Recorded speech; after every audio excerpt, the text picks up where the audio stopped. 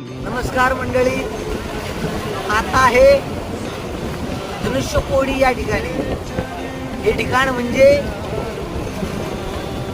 18 पद्म वानरांच्या साह्यानं प्रभू रामचंद्र प्रभूजींनी लंकेवरती स्वारी करण्याकरता वानरांना पहिल्या तीरावर जाण्याकरता म्हणजेच श्रीलंकेमध्ये जाण्याकरता जो रामसेतू बांधला, तो रामसेतूची निर्मिती याच ठिकाणावरती झालेली आहे. असे पवित्र अशा पद्धतीचं ठिकाण आहे.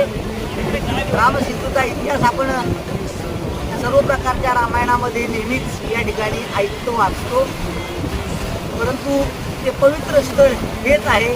याच ठिकाणावरनं रामसेतू बांधला गेलेला आहे.